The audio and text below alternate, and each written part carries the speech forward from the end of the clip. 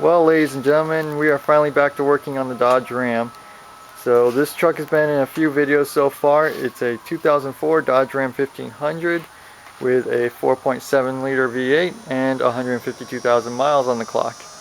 Now this truck I've had for a while, and a while back it started having some major internal engine problems, so it got parked and has been here ever since. And in fact, for the last few months it's actually had no engine in it at all. But today is finally the day I'm going to start putting a new, or new to me, engine in it. So over here in my messy garage, which I cleaned up just a little bit, back in the background there you can see the original 4.7 liter engine block that came out of the truck. I could make an entire video on what happened with that engine, but it's going to take way too long, so we're not going to do that right now. So over here is the brand new, or new to me, engine that will be going into the truck. It's a 4.7 liter V8 with 124,000 miles on it. This engine is not from a Dodge Ram. This is actually from a Dodge Dakota. Now a bunch of people I'm sure are asking, why am I putting a Dodge Dakota engine into a Dodge Ram? And the reason, much like the Taurus engine I put into the Ford Escape, is cost. Now although this is the same engine, the Dodge Dakota and Dodge Durangos are less desirable than the full-size Dodge Ram pickups. As a result, the engines for these trucks are a bit cheaper than the engines for the Dodge Ram, simply because there's a bit more supply of them than there is demand. So I was able to get this engine cheaper for that reason. And the next question I know people have is, how much exactly did this engine cost and how much did I save? Well, this engine you're looking at right here is a $1,300 engine. Yeah, $1,300 for a used engine. It's expensive, I know. The 4.7s are actually in quite a high demand. They do tend to have a lot of issues and fail a lot. So as a result, they are quite expensive when you find a good used one. Now how much do they normally go for? Well, the ones I was looking at from a Dodge Ram for the same engine was going to be anywhere from $1,500 to $2,000 for the same mileage. So I am saving quite a bit of money on this engine. So the big question everybody always asks is fitment. What engine will fit in my vehicle? Can I get it from this car? Does it have to be a certain year range, etc., etc.? So we're going to talk about that before we go into any more detail on this engine. Now the 4.7 was introduced in 1999 and stayed largely unchanged up until about 2007. Now for the 2008 model year, they redesigned pretty much everything. They've got 2 spark plugs per cylinder, they changed the cylinder heads, everything is different. So I wouldn't try to recommend putting a 2008 and up 4.7 into a 2007 or lower vehicle. You want to keep those year ranges separated when you're doing a swap like this. But from 1999 to 2007 should all be the same. I did read at one point that the early engines had thinner cylinder walls and could sludge up more, but I think that was only a couple years, so if you're getting anything from 2001 up, you're probably fine. Now there's a couple main things that are different in those year ranges. Everybody's going to ask about the 4.7 HO. I'm honestly not sure the exact differences. I know there's a bit different internals in them.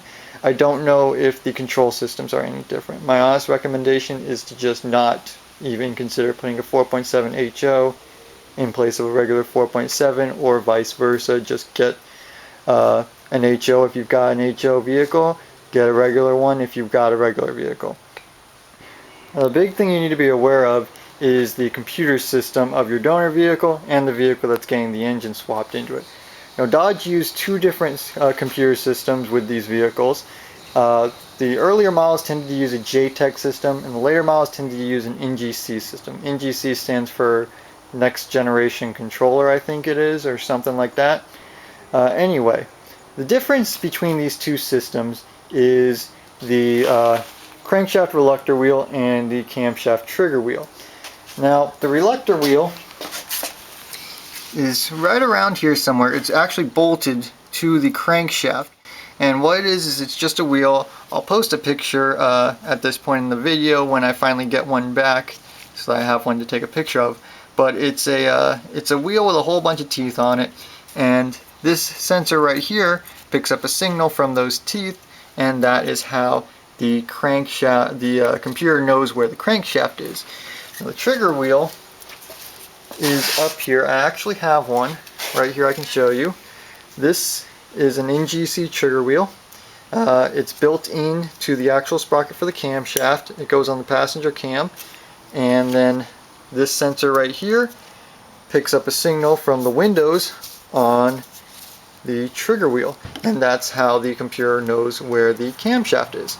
Now, the JTech systems used a 16-tooth camshaft crankshaft reluctor, and the NGCs use a 32-tooth crankshaft reluctor.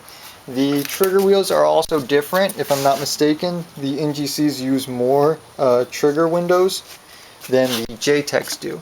Now, because of this, if you try to put, say, a JTech engine into an NGC vehicle, what's going to happen is the computer is not going to be able to tell where the camshaft or the crankshaft is, because it's going to be expecting a different number of teeth on the wheel than are actually there. So if you do that, what's going to happen is the engine won't even try to start at all, because it's not going to know where the engine actually is. Now, how do you know which system your vehicle uses? There's an easy way to tell. We'll come over here. So over here under the hood of the truck, obviously the engine is missing, and we've got stuff hanging by ratchet straps. Now, a bunch of the connectors are unplugged, but the easy way to tell if you have an NGC or a JTech system is to look at the PCM. This is the PCM we're looking at right here. Now, JTech computers will only have 3 plugs. The NGC computers have 4 plugs. This has 4 plugs on it, so it's an NGC truck.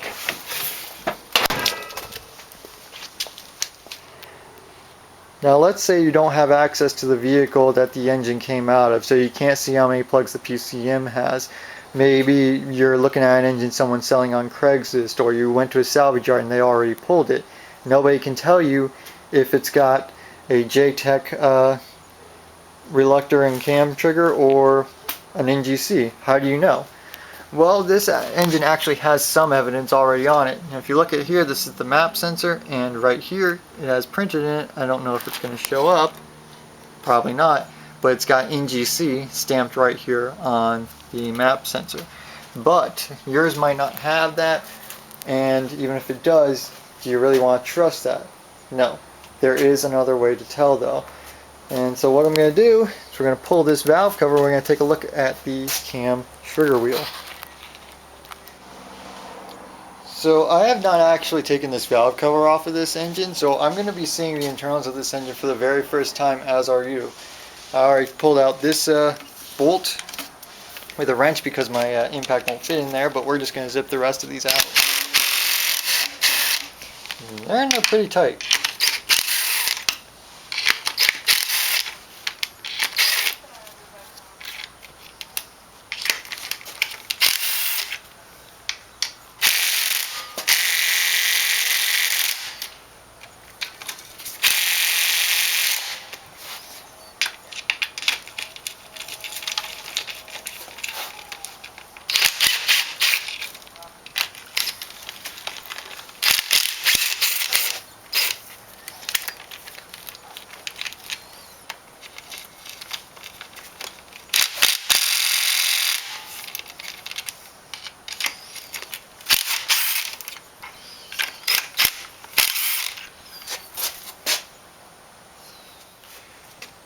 Well, that didn't go according to plan. This stud is rounded off, and a bunch of them were a lot tighter than I think they should have been, but that's the north for you. I'm not in the north, by the way. We'll get to that in a minute, though.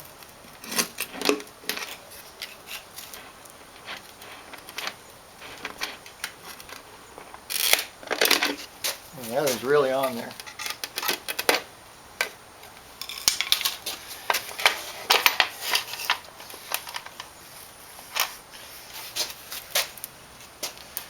And that is actually really, really nice for a 4.7. Look at that. hardly any sludge at all. These things are notorious for sludging up. But anyway, so now look on the trigger wheel, and it says V8, but freaking NGC stamping is covered up by the timing chain. Yeah, but it's right there. You see on this one, it's got the V8 and the NGC is right up there. I can see, even though it's kind of covered up by a timing chain, right in there, it says NGC. So this is definitely an NGC engine. Alright, so that is a definitive way to know if you've got an NGC engine or a JTech.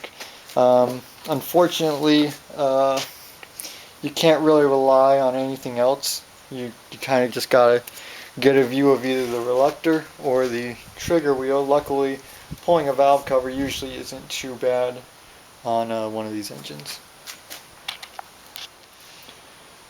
So without a doubt, this is an NGC engine, but I know everybody's going to ask, can I put a JTech engine in an NGC vehicle or vice versa? Is there some way to make that work? Yes, there is, but it's a lot of work. So as I mentioned, the difference between the two computer systems is the number of teeth on the crankshaft reluctor and the trigger windows on the cam trigger. So if you swap those out, yes, you can make a JTech engine run in an NGC vehicle or vice versa. But honestly, it's really not worth it.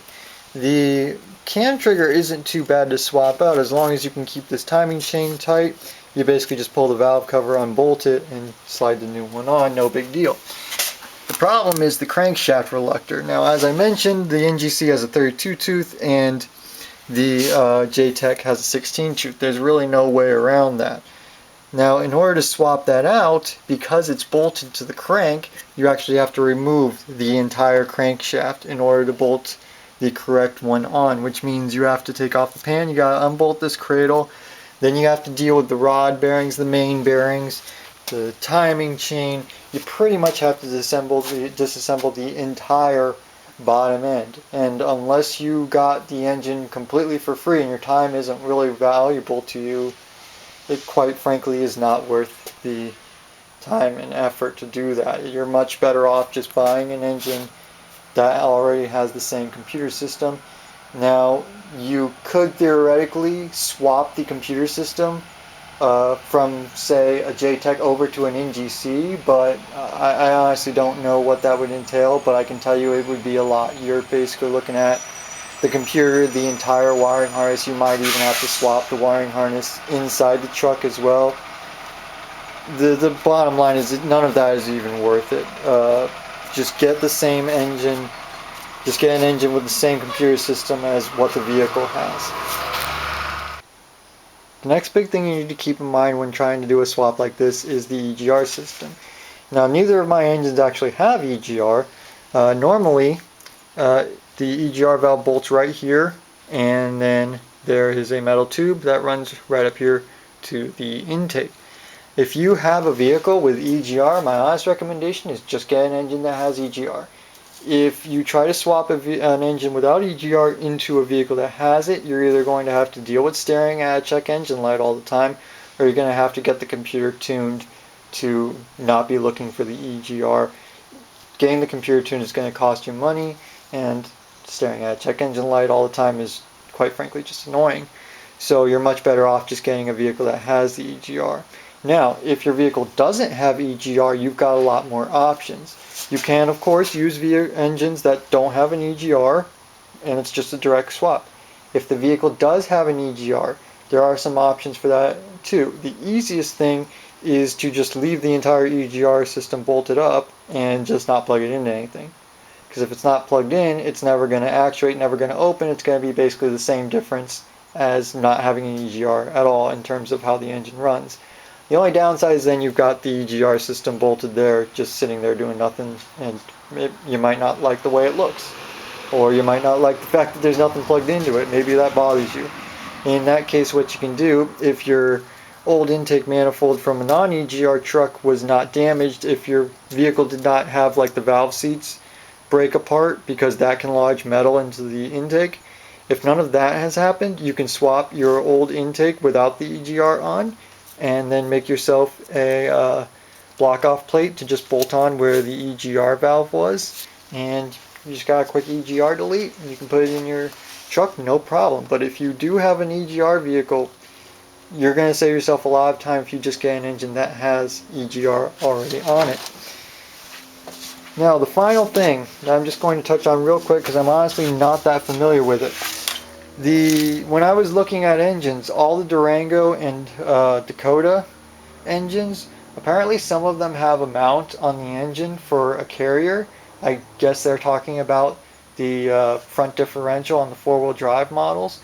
Some of them have it, some of them don't. So if you have one that does have that, you're probably going to want to get one that has it. I don't know what you're going to have to do to make it work without it if you don't. Now for me, that wasn't really a concern, because this is going into a two-wheel drive Dodge Ram. And even if it did have four-wheel drive, I don't think the four-wheel drive Dodge Rams use that mounting spot.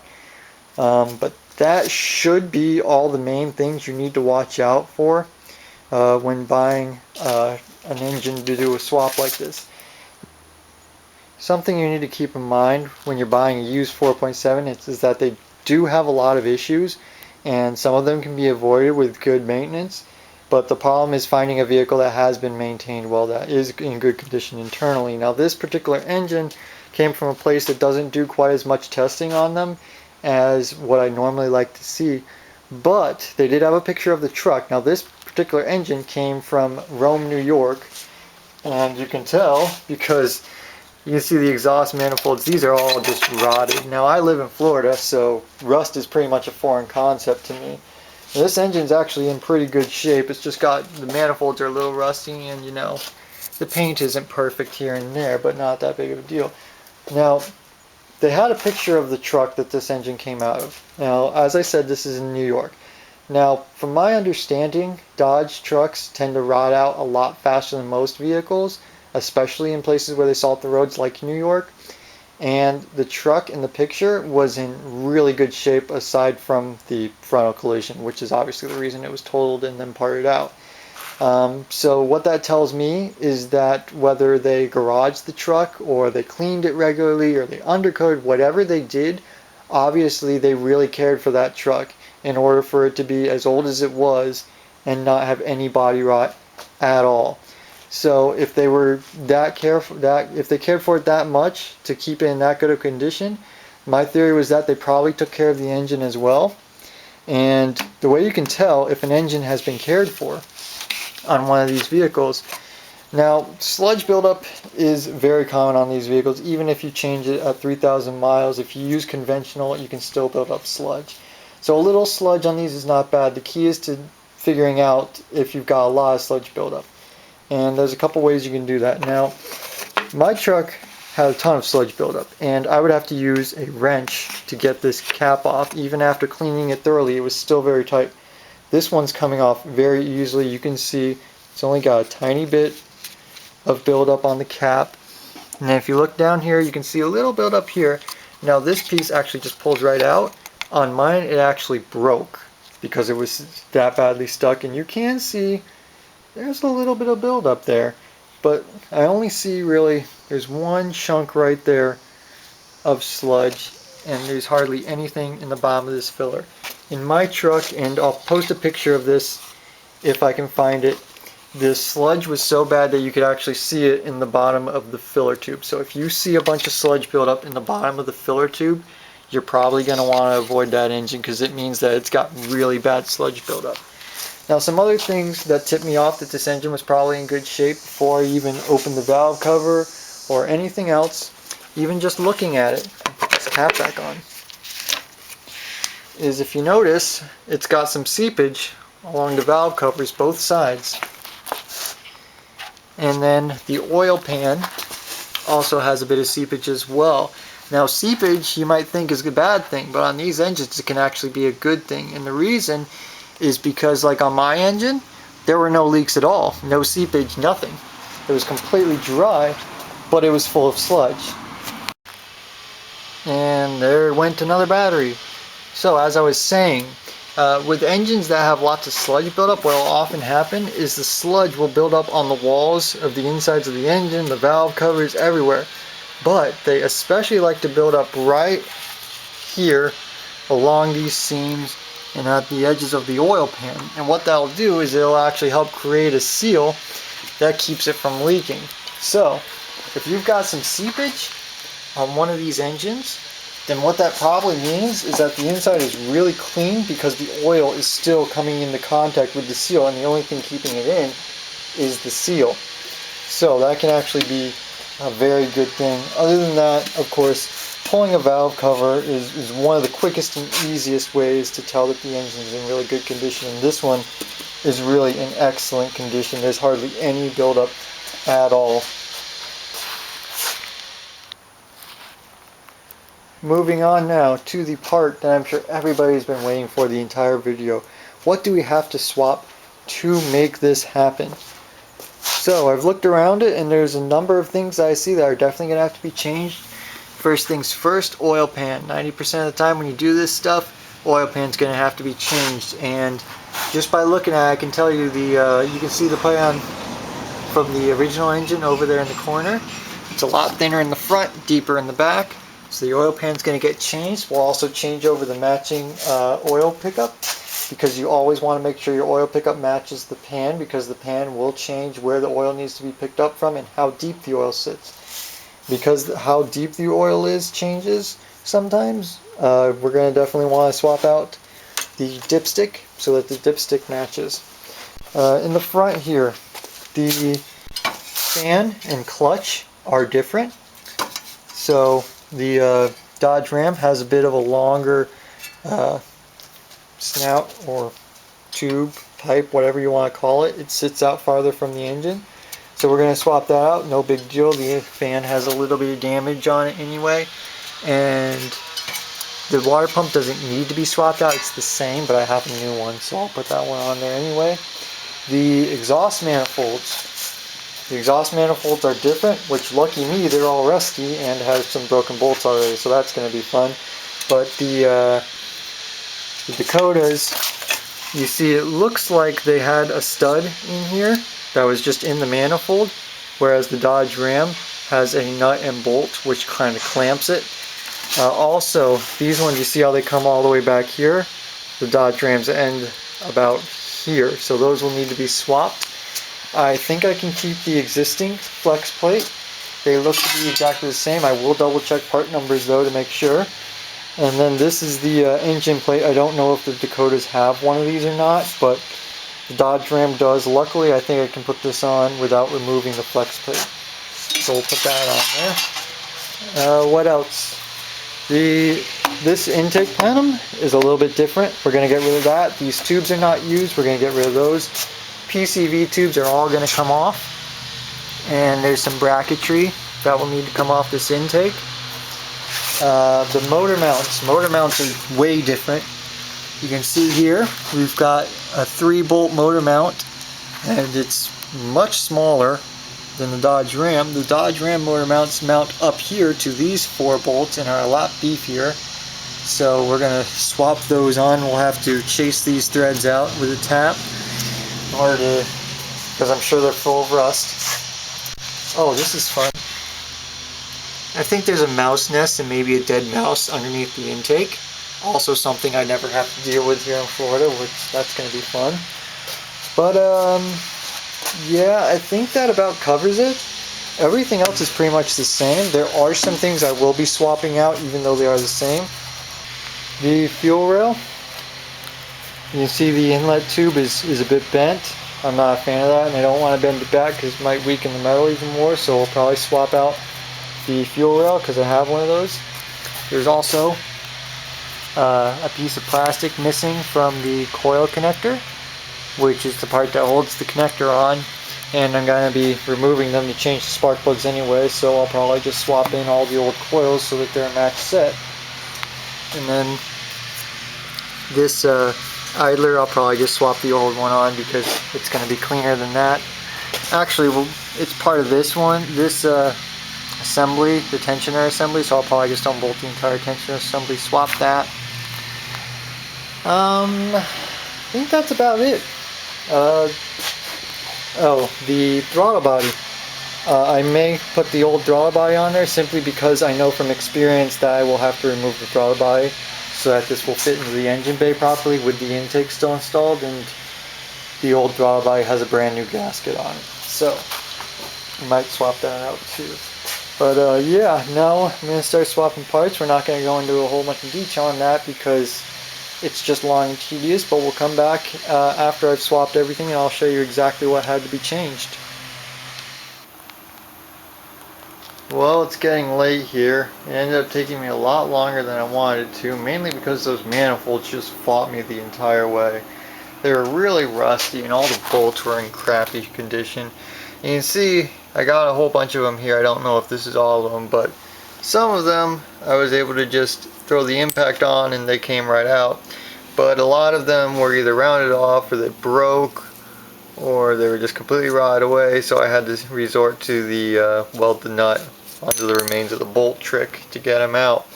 Unfortunately, that didn't work on one of them. This one right here broke off flush with the head, and I tried all I can to get it out. Started trying to drill it out, but I'm just not making any progress with the drill, so I'm going to be looking into possibly using a chemical method to get that out. Just dissolve the stud since this is an aluminum head, but we'll have to do that later. As for the rest of it, we got the valve covers swapped over and they have the Velcro seals on them. The fuel rail and the injectors got swapped. I was only going to do the fuel rail because that's the only one that was damaged, but when I pulled it out, it turns out that the injectors are different between the Dakota and the Ram. The Dakota has 2-hole injectors and they are red at the end, and the Dodge Ram has 4-hole injectors which are green on the end. So we stuck with the Dodge Ram injectors because more holes is better. The coil packs are from the Dodge Ram, and it's got the spark plugs from the Dodge Ram, which only had about 10,000 miles on them. The oil pan, as I mentioned, is different. It's shallower in the front of the Dodge Ram, and then the actual sump is bigger. So we swapped the well, my memory card filled up. But anyway, so this has the Dodge Ram oil pan now. It's also got the Dodge Ram gasket, which also has the windage tray built into it. Luckily, that gasket is rubber, so you can reuse it. And it's about a $50 gasket. So I'm reusing it to save money. It's also got the Dodge Ram pickup tube, and then to match all of that, it's got the Dodge Ram dipstick tube, so it will also always read the correct oil level. And every time I had this engine apart, the inside is just absolutely immaculate. It's got just a tiny bit of buildup here and there, not really anything at all to be concerned about. I'm actually very happy with how clean this engine is. It seems to be in just excellent condition. But moving on, the motor mounts. Now there's 6 holes on the side of these engines for various mounts for various vehicles. Now the stock Dakota mounts, I'm going to actually grab one. So here is a stock Dakota mount. It uses only 3 bolt holes. It's made of stamped steel. I'm not a fan of it.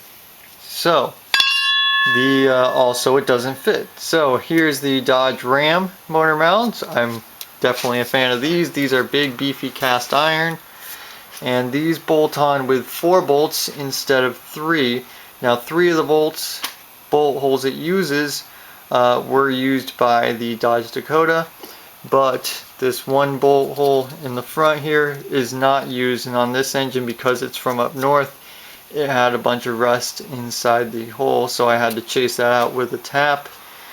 Now, for those wondering, that tap, if I remember correctly, is an M10 by 1.5 thread pitch, so don't go trying to jam a 3/8 NC16 tap in there, because you will mess up the pitch and then you won't be able to get it to bolt up properly.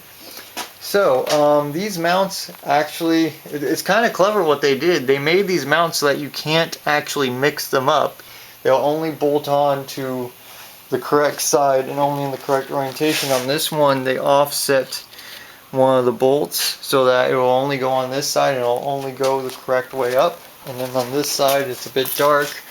But this one you can actually start bolting it on upside down, but it's got this little tab sticking off up here. So if you end up bolting it on upside down, the bottom will never sit flush. So flip it around and it bolts right up though. So that's good. That's about it for now. It's only got a few other very small things that would need to be swapped before it's ready to go in. But we're pretty close. I know people are going to give me crap about hanging the front of it from the water pump, but really, water pump's scrap, and so is the clutch and the fan. So I don't care if I ruin the bearing, and all the stress is just being transferred through the bolts to the block and to the timing cover, and I was lifting it from the timing cover earlier anyway. So most of the stress is being held by the engine stand. The only reason that's there is because it flexes just a bit more than I'm comfortable with without it there. This engine does weigh 534 pounds according to the shipping label. But yeah, so that's where we're at now. Unfortunately, I won't have time to work on this again for at least a couple days, and luckily for you it won't be that long, but probably going to end up splitting the video up into two parts, probably right about here, maybe earlier, because I'm pretty sure we've run up quite a bit of time at this point. So I'm going to leave it off at that and come back when I've got time.